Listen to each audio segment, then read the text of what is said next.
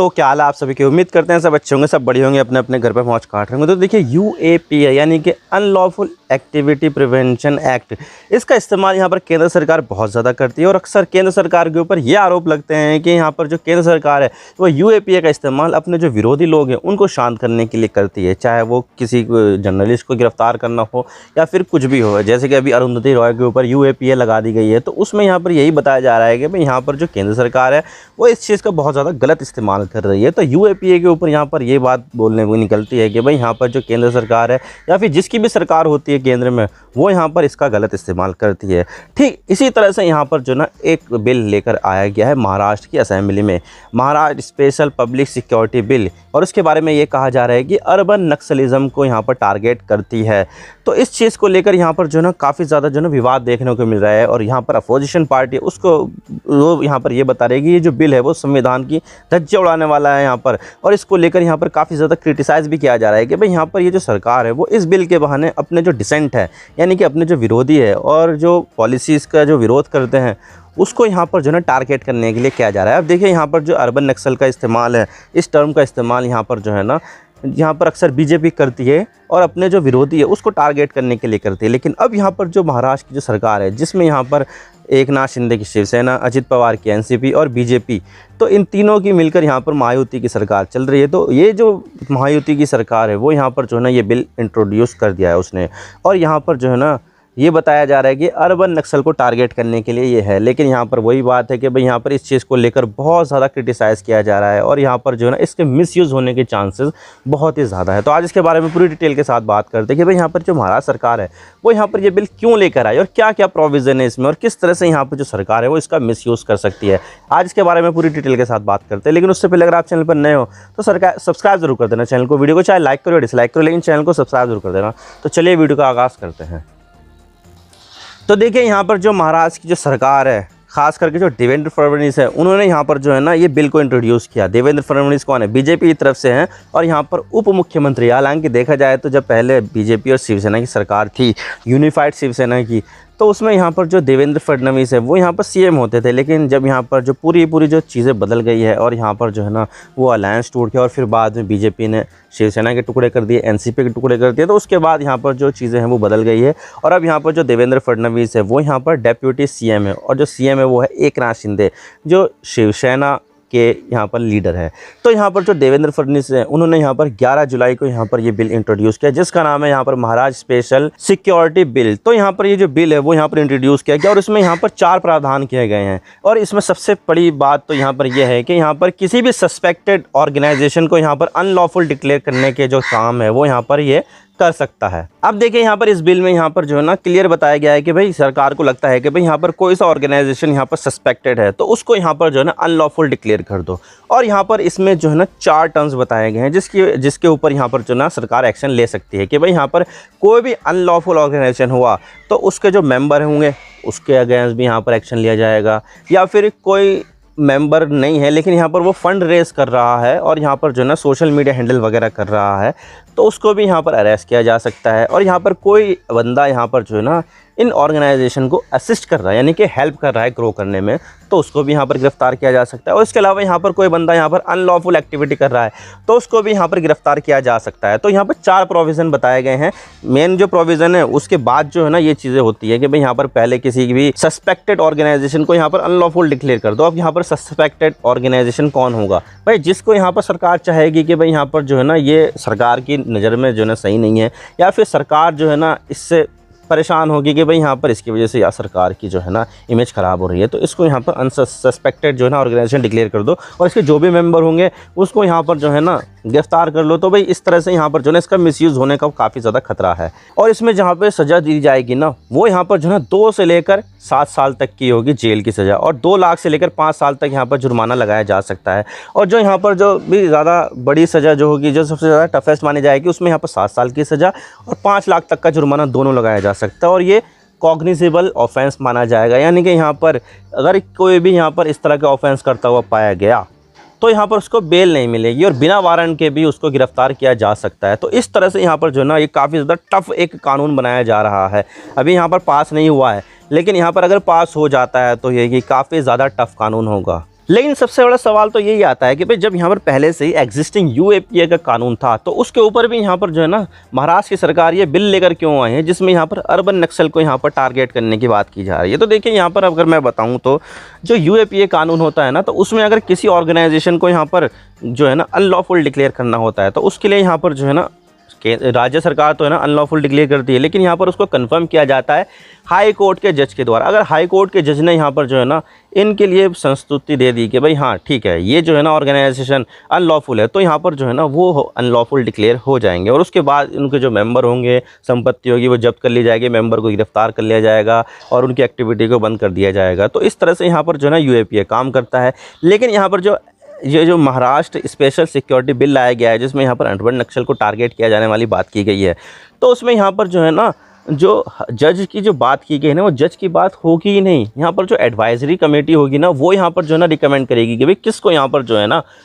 Suspected organisation यहाँ पर बनाना है, अनलॉफुल ऑर्गेनाइजेशन बनाना है। तो इसमें जो है ना जुडिशियल की कोई भी पावर नहीं होगी यहाँ पर। तो जुडिशियल की अगर कोई पावर नहीं होगी तो राज्य सरकार जो है वो अपनी मर्जी से जो एडवाइजरी कमेटी है वो यहाँ पर बना पाएगी, जो भी लोग होंगे उनकी पसंद के वो उनको हायर करेगी उस कमेटी में। तो इससे क्या होगा कि जो भी यहाँ पर जो राज्य सरकार चाहेगी वो यहाँ पर जो है ना राज्य सरकार अपनी मर्जी से कर पाएगी। पहले यूएपीए कानून में तो यही होता था ना कि जो हाई कोर्ट के जो जज होंगे अगर उन्होंने यहाँ पर कन्फर्म कर दिया तो ही पर जो है ना अनलॉफुल ऑर्गेनाइजेशन कोई सब बनाया जा सकता था। लेकिन यहाँ पर इसमें तो क्या होगा कि इसकी ज़रूरत ही नहीं पड़ेगी जुडिशरी की। उसमें तो यहाँ पर जो राज्य सरकार है वो अपनी मनमर्जी से किसी भी जो ऑर्गेनाइजेशन है उसको यहाँ पर अनलॉफुल डिक्लेयर कर सकती है। तो सबसे बड़ा जो फ़ायदा है राज्य सरकार का वो यही है कि भाई यहाँ पर जुडिशरी का इसमें कोई रोल नहीं है। और कभी कभी यहाँ पर हमने देखने को मिल रहा है कि भाई यहाँ पर किसी मुद्दे पर यहाँ पर जो राज्य सरकार है या फिर केंद्र सरकार है वो जुडिशरी से जो है ना वो मामले से हार जाती है। तो इस चीज़ को बाईपास करने के लिए महाराष्ट्र की सरकार यहाँ पर इस बिल को लेकर आई कि भाई यहाँ पर जो है ना जुडिशरी कभी कभी टांग अड़ाती है हमारे काम में, तो इस चीज़ को बाईपास कर दो यहाँ पर और इस तरह का कानून लिया है कि भाई यहाँ पर जो जुडिशरी है उसकी यहाँ पर ज़रूरत ही महसूस ना हो। तो उसके लिए यहाँ पर इस बिल को लाया गया है ताकि यहाँ पर जो जुडिशरी है उसको बाईपास करके अपने ही लोगों के ज़रिए यहाँ पर किसी भी ऑर्गेनाइजेशन को यहाँ पर जो है ना सस्पेक्टेड बना दो, अनलॉफुल बना दो और उसके हिसाब से यहाँ पर जो है ना कार्रवाई करो। लेकिन यहाँ पर जो यूएपीए कानून है और जो महाराष्ट्र का जो बिल है उसमें भी यहाँ पर जो उसकी जो डेफिनेशन है ना अनलॉफुल एक्टिविटी की उसमें भी यहाँ पर काफ़ी ज़्यादा फ़र्क है। जैसे कि यूएपीए में क्या है डेफिनेशन में कि भाई यहाँ पर कोई बंदा या ऑर्गेनाइजेशन यहाँ पर जो है ना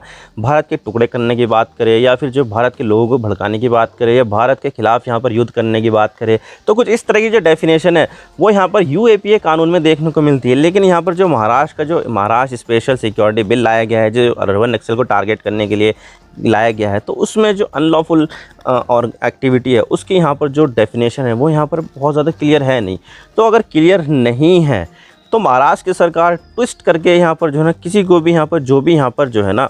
डिसेंट होगा, जो भी यहाँ पर विरोधी आवाज़ होगी उसको यहाँ पर कुचलने के लिए इस तरह की जो भी चीज़ें होगी वो यहाँ पर इम्प्लीमेंट करेगी और यहाँ पर उसको अर्बन नक्सल की तरह ट्रीट किया जाएगा। लेकिन यहाँ पर जो महाराष्ट्र सरकार है उन्होंने यहाँ पर जो है ना ये बोला है कि भाई जो नक्सलिज्म की समस्या जो है वो रिमोट एरिया की नहीं है, ना ही जंगलों की, बल्कि यहाँ पर ये जो शहरी नक्सलिज्म है वो भी एक समस्या है और इसी को टैकल करने के लिए यहाँ पर जो है ना इस तरह की जो चीज़ें है वो लाई जा रही है ताकि यहाँ पर जल्द से जल्द और तेज़ी के साथ इस अर्बन नक्सलिज्म को यहाँ पर जो है ना कंट्रोल किया जा सके, उनको यहाँ पर ख़त्म किया जा सके। क्योंकि ये जो अर्बन नक्सलिज्म है वो यहाँ पर जो भी आर्म्ड नक्सल्स है उनको यहाँ पर लॉजिस्टिक का सपोर्ट, उनके शेल्टरिंग का सपोर्ट और भी दूसरी चीज़ों से यहाँ पर उनको सपोर्ट कर रहे हैं। और इसी वजह से यहाँ पर जो महाराष्ट्र की जो सरकार है वो यहाँ पर ये कानून लेकर आई है ताकि यहाँ पर जो अर्बन नक्सलिज्म है उनकी यहाँ पर कमर तोड़ी जा सके। अब देखिए ये तो हमें भी पता है कि भाई यहाँ पर जो राज्य सरकार है वो यहाँ पर अपने विरोधियों की आवाज़ दबाने के लिए यहाँ पर किस किस तरह की जो चीज़ें हैं वो यहाँ पर करती है। तो यहाँ पर जो भी ये जो बताया जा रहा है, जो भी यहाँ पर बिल लाया जा रहा है,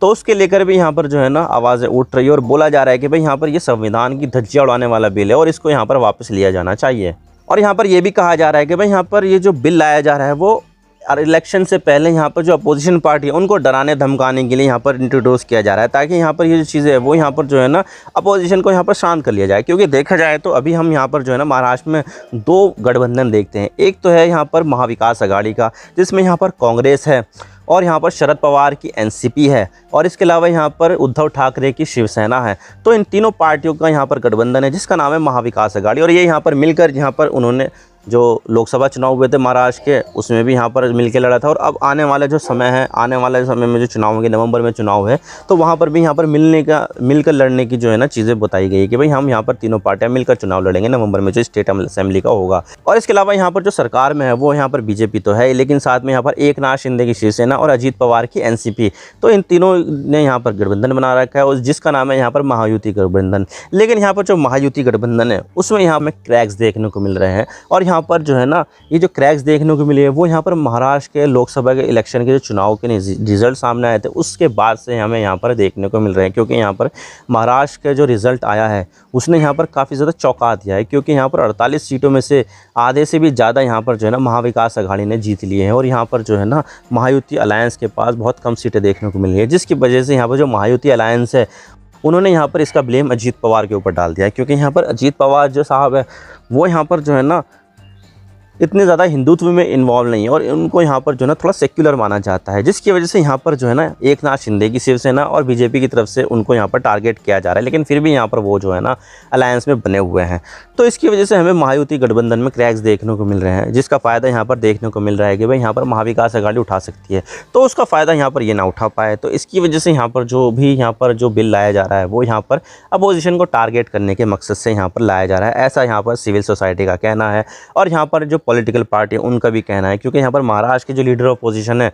उन्होंने यहाँ पर ये कह दिया है कि भाई यहाँ पर ये जो बिल है वो यहाँ पर संविधान की धज्जियां उड़ाने वाला बिल है। लेकिन फिर यहाँ पर सवाल ये आता है कि भाई यहाँ पर ये जो बिल है वो यहाँ पर इंट्रोड्यूस तो किया गया है, लेकिन क्या यहाँ पर ये जो बिल है पास हो पाएगा? तो भाई यहाँ पर अभी जो है ना पास होने के चांसेस बिल्कुल भी नहीं है, क्योंकि अभी यहाँ पर जो है ना इस बिल को इंट्रोड्यूस किया गया है, इसके ऊपर कोई वोटिंग नहीं हुई, कोई डिबेट नहीं की गई है। तो यहाँ पर जो भी मानसून का जो सत्र था वो यहाँ पर कंप्लीट हो गया है। तो यहाँ पर अभी तो असेंबली यहाँ पर बैठने वाली नहीं है, अभी कोई सा भी सेशन यहाँ पर महाराष्ट्र की असेंबली में नहीं होगा। अब अगला जो सेशन होगा वो यहाँ पर इलेक्शन के बाद होगा, और इलेक्शन है नवंबर में, तो नवंबर के बाद जो यहाँ पर विंटर सेशन होगा तो उसके बाद ही यहाँ पर इस बिल के ऊपर चर्चा की जाएगी। तो तब तक तो यहाँ पर ये बिल पास नहीं होगा। लेकिन अगर यहाँ पर सरकार को पास कराना है तो उसके लिए यहाँ पर ऑर्डिनेंस जारी करना होगा, तो ऑर्डिनेंस जारी कर देगी तो यहाँ पर तुरंत ये बिल यहाँ पर जो है ना लागू हो जाएगा। तो अभी तो यहाँ पर ये बिल जो है ना वो पास होने वाला नहीं है। तो यहाँ पर जब इलेक्शन के बाद नई सरकार का गठन होगा तो तभी यहाँ पर इस बिल के ऊपर चर्चा की जाएगी, और तब यहाँ पर जो है ना सरकार बदलने के भी पूरे चांसेस नज़र आ रहे हैं। और हो सकता है कि यहाँ पर जो बीजेपी के गठबंधन है वो यहाँ पर सरकार में ना रहे, और कांग्रेस का जो गठबंधन है वो यहाँ पर सरकार में आ जाए, तो कुछ कह नहीं सकते हम। तो आई होप आपको सारी बातें समझ आ गई होगी किस तरह से यहाँ पर जो सरकार है वो अलवर नक्सल को टारगेट करने के बाद यहाँ पर पॉलिटिकल डिसेंट और अपोजिशन पार्टी को यहाँ पर जो है ना टारगेट करने का जो प्लान है वो यहाँ पर बना रही है। मैं तो बस इतना ही कहना चाहता हूँ। अगर वीडियो थोड़ा सा ये पसंद आया तो लाइक जरूर कर देना, चैनल पर नए हो तो चैनल को सब्सक्राइब जरूर कर देना। आपके एक सब्सक्रिप्शन से हमें आगे कंटेंट बनाने की मोटिवेशन मिलती है। Thank you for watching, I really appreciate your precious time. God bless you all. Now signing off.